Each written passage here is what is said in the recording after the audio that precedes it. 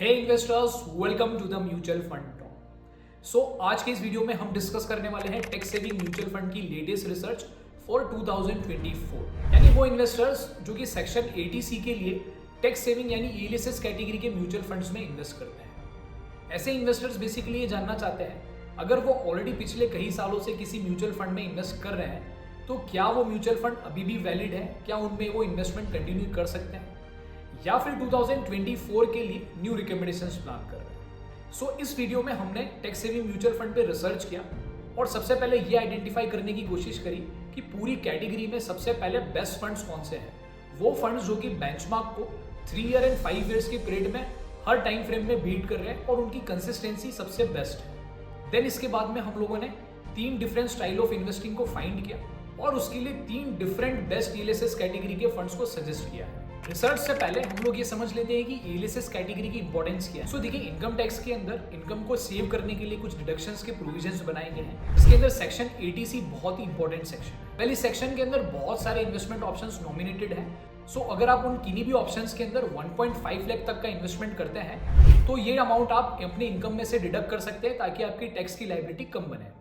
Now in सभी options में से ELSS कैटेगरी इतनी इंपॉर्टेंट इसलिए है क्योंकि इसके अंदर सबसे पहले तो रिटर्न्स सबसे ज़्यादा मिलते हैं। फॉर 3 से 5 ईयर्स के अंदर 12 से 15% एवरेज एनुअल रिटर्न्स आपको मिल जाता है। दूसरा, इस कैटेगरी का लॉकिंग पीरियड भी दूसरे सारे इन्वेस्टमेंट ऑप्शन से कम है। तो चलिए अब सीधा चलते हैं और इस कैटेगरी की एनालिसिस को स्टार्ट करते हैं।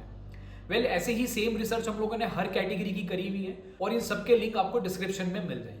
ओके, ELSS कैटेगरी में टोटल 40 फंड्स हैं, इसलिए हम सबसे पहले एटलीस्ट 1 ईयर ओल्ड फंड और जिनका AUM 500 करोड़ से ज्यादा है उन फंड को शॉर्टलिस्ट करेंगे एनालिसिस के लिए। तो हमें ऐसे टोटल 27 फंड्स मिले हैं। नाउ अब इन सभी 27 फंड्स के 3 इयर्स एंड 5 इयर्स के रूलिंग रिटर्न्स इनके बेंचमार्क यानी निफ्टी 500 के साथ में कंपेयर करेंगे। रूलिंग रिटर्न्स के लिए हमने इन फंड की लॉन्च से लेकर अब तक हर 3 एंड 5 इयर्स के पीरियड के रिटर्न को निकाल के एवरेज किया है ताकि हमें एग्जैक्टली पता रहे कि ऑन एन एवरेज ये फंड इन पीरियड्स में कितने रिटर्न्स जनरेट करने की क्षमता रखते हैं। इसके बाद में हमने इन सभी फंड्स का कंसिस्टेंसी टेस्ट किया है जिसमें हमने ये कैलकुलेट किया है कि ये सभी फंड्स 12% से ज्यादा रिटर्न्स देने की कंसिस्टेंसी कितनी है। सो जो भी फंड्स अपने बेंचमार्क को बीट कर रहे हैं और कंसिस्टेंसी 65% है उन सभी फंड्स को हम गुड फंड्स मानते हैं जिन्होंने अपने इन्वेस्टर्स के लिए मार्केट से ज्यादा रिटर्न्स बना के दिए हैं विद गुड कंसिस्टेंसी। सो इस लिस्ट में से आप ये चेक कर सकते हैं कि आप जिस फंड में ऑलरेडी इन्वेस्ट कर रहे हैं वो अच्छा फंड है या नहीं, एक्सेप्ट वो फंड जो सिर्फ अभी 1 साल में ही लॉन्च हुए हैं। इसके बाद हम 3 बेस्ट फंड्स निकालते हैं जो 3 डिफरेंट स्टाइल ऑफ इन्वेस्टमेंट के लिए हैं। अगर आप इस क्लैरिटी के साथ में अपने राइट फंड को सेलेक्ट किए हैं तो आपकी इन्वेस्टिंग की सक्सेस और भी अच्छी हो जाती है। सबसे पहली स्टाइल है कंजर्वेटिव इन्वेस्टिंग स्टाइल।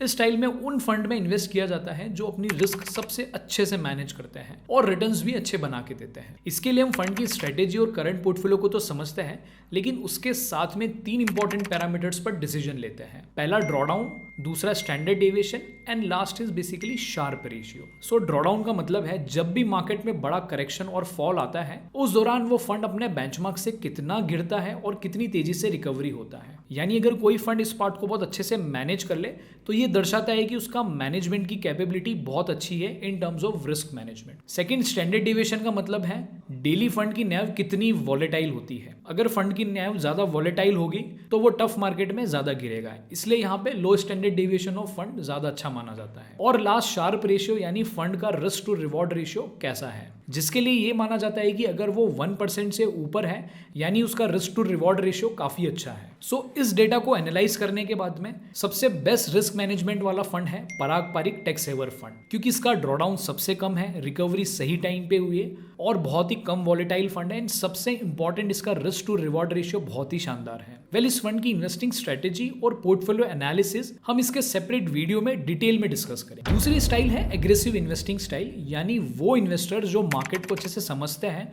और रिस्क को टॉलरेट कर सकते हैं पर उनका टारगेट होता है तेजी से हाई रिटर्न्स बनाना। अगेन, इसमें भी स्ट्रेटेजी और फंड मैनेजर का बड़ा रोल होता है, पर ये हम 2 पैरामीटर्स पर जज करते हैं।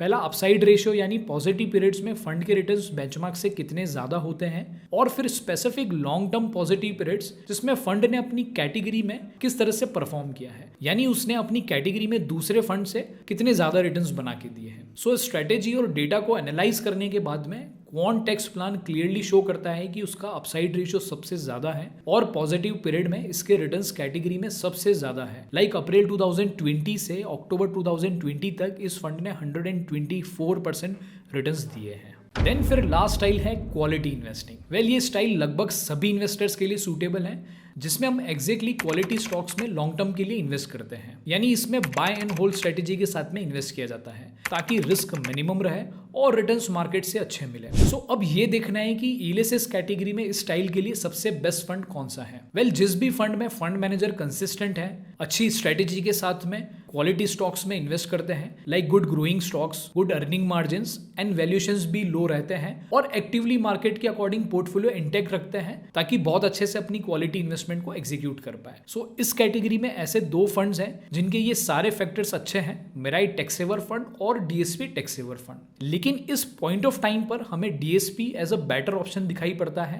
पहले इसका कंसिस्टेंसी अच्छा है, फंड मैनेजर भी लंबे समय से सेम ही है, मिस्टर रोहित सिंघानिया। पोर्टफोलियो के स्टॉक्स का फंडामेंटल रेशियोज भी अच्छे हैं, लाइक एवरेज स्टॉक्स की सेल्स ग्रोथ 19% है, अर्निंग्स ग्रोथ 18% है और वैल्यूएशंस बहुत लो है, यानी पी रेशियो 14 है। कैटेगरी वाइज भी ये रेशियो सबसे बेस्ट है। सेक्टर वाइज ये फंड कोर सेक्टर में अच्छे से एलोकेटेड है और सबसे important health care and IT sectors में भी अच्छा बड़ा एलोकेशन दिया है ताकि आने वाले ट्रेंड में फंड की परफॉर्मेंस और अच्छी हो पाए। So DSP tax saver fund is a best fund for a quality investing. लेकिन हमारी रिसर्च से हमें एक और नया फंड मिला है, बंधन इलेसिस टैक्स सेवर फंड, जो हर पैरामीटर पर बेस्ट है। उसके रिटर्न्स की कंसिस्टेंसी भी अच्छी है, रिस्क मैनेजमेंट भी अच्छा है, फंड मैनेजर भी कंसिस्टेंट है, अच्छी स्ट्रेटेजी है और फंडामेंटल रेशियोज भी बेस्ट है। साथ ही ये फंड करंट मार्केट में भी अच्छा परफॉर्म कर रहा है। सबसे बेस्ट इस फंड की स्ट्रेटेजी और फंड मैनेजर का एग्जीक्यूशन है। सो इस फंड को हम अलग से एक पूरे वीडियो में कवर करेंगे, जैसे हमने 361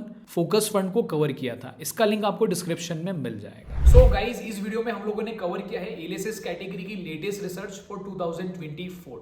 अगर इससे रिलेटेड आपके और भी कोई सवाल है तो आप हमें कमेंट करके पूछ सकते हैं। ऐसे ही सारी कैटेगरीज के वीडियोस हम 1 बाय 1 करके जल्दी ही रिलीज करेंगे। सो प्लीज स्टे ट्यून और अगर चैनल को अभी तक सब्सक्राइब नहीं किया है तो इसको सब्सक्राइब कर ले और नोटिफिकेशन बेल भी ऑन कर ले। धन्यवाद।